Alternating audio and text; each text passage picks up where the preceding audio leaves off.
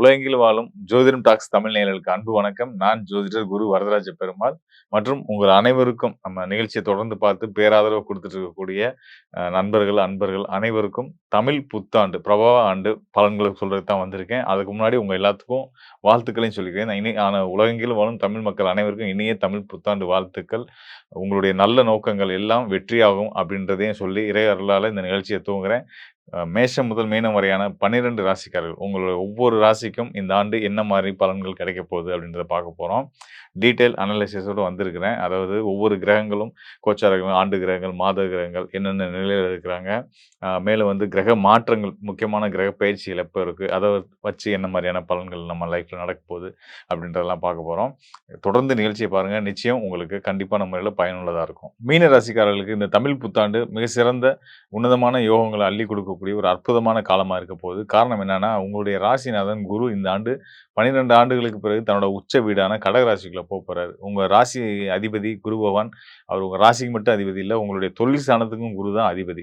இப்படிப்பட்ட 2 ஸ்தானங்களுக்கு அதிபதியா வரக்கூடிய குரு பகவான் ராசிக்கும் அதிபதியா வந்து, தொழில் ஸ்தானத்துக்கும் அதிபதியா வந்து, அவர் வந்து உங்களுடைய மனோஸ்தானமான 5ஆம் இடமான கடக ராசியில இந்த ஆண்டு துவங்குனதுலேருந்து 1 மாசத்துல மே மாதம், அதாவது மே மாதம் 26ஆம் தேதி, தமிழ் புத்தாண்டு ஏப்ரல் 14ஆம் தேதி, மே 26ஆம் தேதி வந்து வைகாசி 12 தமிழுக்கு சொல்லணும் அப்படின்னா, அன்னைக்கு வந்து அவர் வந்து கடக ராசியில போய் நிக்க போறாரு. கடக ராசி வந்து அவருடைய உச்ச வீடு. உங்க ராசிநாதன் உச்ச பலம் பெற்றா, நீங்களே ஒரு ஹல்க் மாதிரி மாறுன மாரி தான். உங்களுக்கே பலம் கூடிரும்.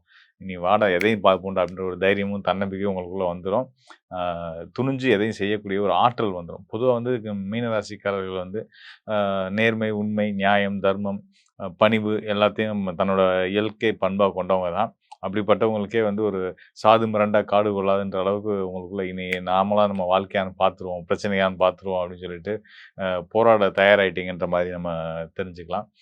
மேலும் வந்து பார்த்தீங்கன்னா, இது அந்த கடக ராசியில உங்களுடைய ராசிநாதன் உச்சம் பெறதுனாலயும், அவர் 12 ஆண்டுகளுக்கு பிறகு வந்து மீன ராசி அதிபதியா வந்து, தொழில் ஸ்தானத்துக்கு அதிபதியா வந்து, அவர் வந்து கடக ராசிக்குள்ள போறதுனால, நீர் ராசிக்குள்ள போறதுனால, வெளிநாட்டு தொடர்புகள் உங்களுக்கு வந்து மேலும் நிறைய கிடைக்கப் போகுது. அந்த தொடர்புகள் மூலியமா உங்களுடைய தொழில்லாம் மிக சிறந்த மேம்பாடுகள் அடையப் போகுது அப்படின்றத சொல்ல முடியும். அது மட்டும் இல்லாம உங்க ராசியிலேயே இருக்கக்கூடிய ஜென்மச்சனி வந்து இருந்துட்டு இருக்க நேரத்தில தமிழ் புத்தாண்டு என்ன யோகத்த செஞ்சிரும் அப்படின்னு யோசிச்சுட்டு இருப்பீங்க.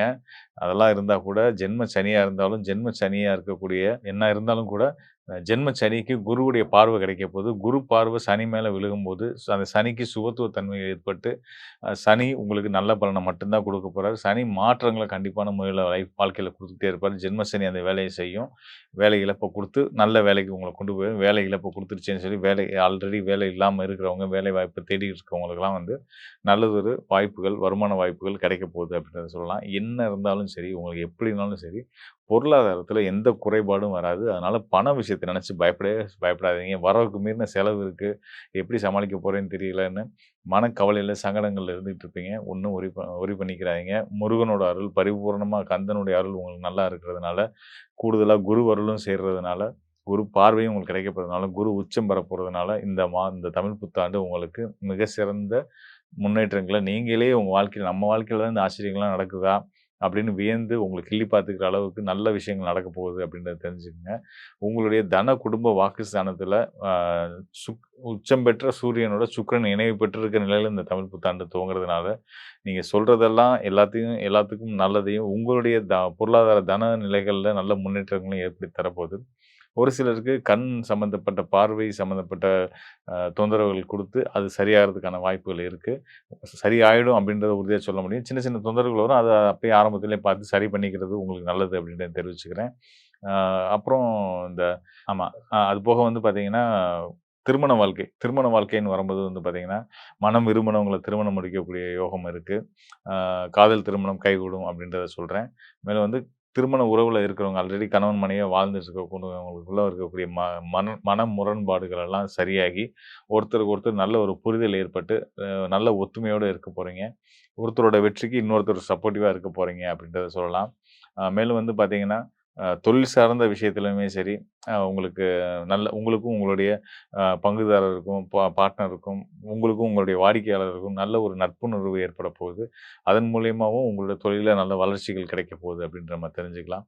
கண்டிப்பான முறையில கோச்சார கிரகங்கள் இந்த தமிழ் புத்தாண்டுல மீன ராசிக்காரர்களுக்கு வெற்றிக்கு ஒரு அடித்தளம் அமைச்சுக்கக்கூடிய நிலையில தான் அமைஞ்சிருக்கிறதுன்றதுனாலயும், மேலும் வந்து கூடுதலா நீங்களும் வந்து பார்த்தீங்கன்னா, மீன ராசிக்காரர்கள் குரு வழிபாடு, தட்சிணாமூர்த்தி வழிபாடு, லட்சுமி நரசிம்மர் வழிபாடு, சுதர்சன வழிபாடு இதெல்லாம் பண்ணிட்டு வந்துட்டு இருந்தீங்க அப்படின்னா, உங்க வாழ்க்கையில மேலும் பல ஏற்றங்கள் ஏற்பட்டு நிம்மதியும், சந்தோஷத்தோடையும் பண விஷயத்துல நான் திரும்பவும் ஆழமா சொல்றேன், அழுத்தமா சொல்றேன். சங்கடமே படாதீங்க. உங்க தேவைக்கு சரியான நேரத்துல உங்க கைக்கு காசு வந்து சேரும். கடனா கூட அதாவது கடனா இருக்கு. கடனா வந்துருமோ அப்படின்னு பயப்படாதீங்க. உங்களுக்கு தேவையான வருமானத்த வர வைக்கிறதுக்கான வாய்ப்புகள இயற்கை ஏற்படுத்தி குடுத்து, உங்க உழைப்பின் மூலியமா நீங்க சம்பாதிப்பீங்கன்றத நான் சொல்ல வர விஷயமா இருக்கு. அதுபோக உங்களோட தொழிற்சாலைய ஒரு தொழில் நிறுவனம் நடத்திட்டு இருக்கீங்கன்னா, உங்க நிறுவனத்துக்கு தேவையான எக்யூப்மென்ட்ஸ் வாங்குறது, புது நவீன ரக கருவிகள் வாங்குறது, உபகரணங்கள் வாங்குறது, காலத்துக்கு தகுந்த மாதிரி உங்களோட வணிகத்த அடுத்த கட்டத்துக்கு கொண்டு போறதுக்கு, நீங்க வந்து இன்வெஸ்ட்மென்ட்ஸ்லாம் பண்றது, அதுக்கான வருமான வாய்ப்புகள்லாம் ஏற்படுத்தி குடுத்து, பொருளாதாரத்திலயும் சரி, தொழில்லயும் சரி, குடும்ப வாழ்க்கையிலுமே சரி, நீங்க வந்து மகிழ்ச்சியா, சந்தோஷங்கள மட்டுமே இந்த தமிழ் புத்தாண்டுல அனுபவிக்க போறீங்க அப்படின்றத நான் உங்களுக்கு சொல்ல விரும்புறேன். மேலும் தமிழ் புத்தாண்டு நம்ம ஒவ்வொருடைய வாழ்க்கையிலயும் மிக சிறந்த நல்ல மாற்றங்கள கொண்டு வரும் அப்படின்றதுல எந்த சந்தேகமும் வேண்டாம். ஏன்னா, இந்த தசாப்தத்தில அந்த 2020லேருந்து 2030 வரைக்குமான இந்த 10 ஆண்டு காலத்துல வந்து பார்த்தீங்கன்னா, குரு உச்சம் பெறக்கூடிய ஒரு காலச்சூழல் இந்த 2026ல தான் வருது. தமிழ் புத்தாண்டு பிராபவ ஆண்டு காலத்துல தான் வருது. ஸோ இது வந்து நமக்கெல்லாம் வந்து ஒரு மிக சிறந்த ஒரு ஒரு நல்ல வாய்ப்பு. மன மகிழ்ச்சியோடையும் எவ்வளவோ கஷ்டங்கள, சங்கடங்கள பார்த்துட்டோம். ஸோ இருந்தாலும் இதுகளுக்கு நடுவுல ஒரு நல்ல ஒரு மன மகிழ்ச்சி, சந்தோஷத்த ஒவ்வொருத்தவங்களுக்கும் அவங்களுக்கு இருக்க சிக்கல்கள் தீர்ந்து பொருளாதார ரீதியா தன்னிறைவு அடையக்கூடிய ஒரு வாய்ப்பை ஏற்படுத்தி குடுக்கக்கூடிய காலமா இந்த ஆண்டு தமிழ் புத்தாண்டு இருக்க போகுது. ஆ முதன்மை காரணமா நான் சொல்றது அதுதான். குருவுடைய உச்சநிலை. இதுவரைக்கும் சொல்லாத ஒரு முக்கியமான விஷயத்த நான் உங்கள்ட்ட ஷேர் பண்ண போறேன். அதாவது இந்த ஆண்டு தமிழ் புத்தாண்டு துவக்கத்தில ஒரு சிறப்பான ஒரு கிரக நிலை வந்து அமைஞ்சிருக்கு. என்ன அப்படின்னு கேட்டீங்க அப்படின்னா, ஒவ்வொரு கிரகமும் தன்னுடைய சொந்த நட்சத்திரத்தில அமர்றாங்க. சொந்த நட்சத்திரத்தில உட்கார்றாங்க. நிழல்கிரகங்கள் முதற்கொண்டு. அ வியாழன் எடுத்துக்கிட்டீங்கன்னா, குரு பகவான் எடுத்துக்கிட்டீங்கன்னா, மிதுன ராசியில புனர்பூச நட்சத்திரத்தில இருக்காரு. இ இன்னொரு சுபகிரகமான சுக்கிரன் எடுத்துக்கிட்டீங்கன்னா, மேச ராசியில பரணி நட்சத்திரத்தில இருக்காரு. இங்க குரு இருக்கக்கூடிய புனர்பூசம் குருவுடைய சொந்த நட்சத்திரம். சுக்கிரன் இருக்கக்கூடிய பரணி நட்சத்திரம் அவருடைய சொந்த நட்சத்திரம். அதுக்கு அடுத்ததா மீன ராசியில சனி, செவ்வாய், புதன் இவங்கலாம் சேர்ந்திருக்க நிலையில இந்த ஆண்டு துவங்குது. இவங்க 3 பேருமே சனியுடைய உத்திரட்டாதி நட்சத்திரத்தில இருக்கிறாங்க. அதுக்கு அடுத்ததா நிழல் கிரகமான ராகு. ராகுவோட சந்திரன் இவங்க 2 பேரும் சேர்ந்து ராகுவுடைய சதய நட்சத்திரத்தில இருக்கிறாங்க. இவங்களுக்கு எதிர்நிலையில ராகுவுக்கு எப்பயுமே எதிர்நிலையில வரக்கூடிய கேது வந்து பார்த்தீங்கன்னா, சிம்ம ராசியில மக நட்சத்திரத்தில தன்னோட சொந்த நட்சத்திரத்தில இருக்காங்க. இப்படி எல்லா கிரகங்களுமே வந்து பார்த்தீங்கன்னா, எனக்கே ஒரு ஆச்சரியமான ஒரு அனுபவம் தான். என்னடா எல்லா கிரகங்களுமே தன்னோட சொந்த நட்சத்திரத்தில இருக்கு. அப்படின்றது வந்து ஒரு ஆட்சி பலம். அதாவது ஒவ்வொரு கிரகமும் தன்னோட சொந்த நட்சத்திரத்தில அமர்ந்திருக்கு அப்படின்னா, ஆட்சி பலத்தில இருக்கிற அளவுக்கான ஒரு பலம் தான். ஒரு நல்ல விஷயம் தான் அது. அப்ப இப்படி ஒரு அமைப்புல இந்த ஆண்டு துவக்கமே அமைஞ்சிருக்கு. துவக்க நாள்லயே இந்த ஒரு நிலை இருக்கு அப்படின்றது வந்து ஒரு வியப்புக்குரிய ஒரு என்ன சொல்றது? இது வந்து நல்லதா, கெட்டதா அப்படின்றத தாண்டி, கண்டிப்பா நல்ல பலன் தான் செய்யும். ஒரு கிரகம் பலம் பெறுதுன்னா, அது ரொம்ப ஸ்ட்ராங்கா ஆகுதுன்றது நம்ம தெரிஞ்சுக்க வேண்டிய விஷயம். அப்ப நம்ம ராசி அடிப்படையில பார்க்கும்போது, இந்த கிரகங்கள்லாம் நமக்கெல்லாம் நல்லது செய்ய தயாரா தான் இருக்காங்கன்னும்போது, அவங்க செய்ற நல்ல விஷயங்கள ரொம்ப ஸ்ட்ராங்கா, வலுவா செய்ய போறாங்கன்னு அர்த்தம். ஸோ அந்த வகையில இந்த விஷயத்த யாரும் நோட் பண்ணல. அதனால நான் உங்களுக்கு இங்க பதிவு பண்ண விரும்புறேன். கிரகங்கள் எல்லாம் ரொம்ப வலுவா நின்னு, நமக்கு இயற்கை நல்ல பலன குடுக்கப்போது. அது நம்ம அதனால இந்த 2026ஆம் ஆண்டு வரக்கூடிய தமிழ் புத்தாண்டு நல்ல விதமா பயன்படுத்திக்கங்க. உங்களுடைய ஆசை, விருப்பங்கள்லாம் பெருசாக்கிங்க.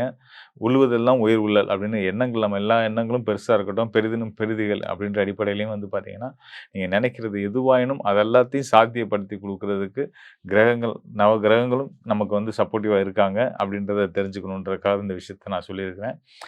இதெல்லாம் கடந்து உங்களுடைய தனிப்பட்ட ஜாதகம். உங்களுடைய தனிப்பட்ட ஜாதகத்தில கோச்சாரம் ரொம்ப சரி. நெறைய பேர் கேட்பாங்க. என்னங்க நீங்க ராசி பலன் சொல்லும்போது வந்து ரொம்ப நல்லா இருக்குன்னு சொன்னீங்க. ஆனா நான் என்ன இன்னும் என் வாழ்க்கையில போராட்டங்கள் குறைவில்லாம போயிட்டே தான் இருக்கு. என்ன காரணம்? அப்படின்னு சொல்லி கேட்பாங்க. ஸோ நான் அவங்களுக்கு சொல்றது அதுதான். நான் எப்பயுமே சொல்றது அதுதான். உங்களுடைய தனிப்பட்ட ஜாதகத்தில உங்களுடைய லக்னம், உங்க லக்னத்துக்கு இப்ப நடந்துட்டு இருக்க தசாபுத்தி, நட்பு கிரகமா, பகை கிரகமா, பாதக கிரகமா, யோக கிரகமா இப்படின்ற நிலையெல்லாம் நம்ம பார்க்க வேண்டியிருக்கு. நம்ம கோச்சார நிலை ஒரு பக்கம் இருந்தாலும், உங்களுடைய சுய ஜாதகமும் ரொம்ப முக்கியமான பங்கு இருக்கு. 2யும் இணைச்சு பார்த்து சொல்லும்போது தான் இன்னும் சரியான துல்லியமான பலன்கள உங்களுக்கு நம்ம வந்து குடுக்க முடியும். ஸோ அப்படி உங்களுக்கான துல்லியமான பலன்கள இனி வரும் எதிர்காலங்களுக்கு உங்க வாழ்க்கைய பத்தின விஷயங்கள நீங்க தெளிவடைஞ்சு புரிஞ்சுக்கணும்னு விரும்புறீங்க அப்படின்னா, நிச்சயமா உங்களுடைய ஜனன ஜாதகத்தோட என்னைய தொடர்பு கொள்ளுங்க. கண்டிப்பான முறையில உங்களுக்கு உதவ தயாரா இருக்கிறேன். ஆ நன்றி, வணக்கம் நண்பர்களே. மீண்டும் ஒரு நல்ல நிகழ்ச்சியில சந்திப்போம். மீண்டும் தமிழ் புத்தாண்டு வாழ்த்துக்களை உலகளாவிய அளவில வாழக்கூடிய நம்ம ஜோதிடம் டாக்ஸ் தமிழ் மக்களுக்கும் தெரிவிச்சுக்கிட்டு விடைபெறுகிறேன். நன்றி, வணக்கம்.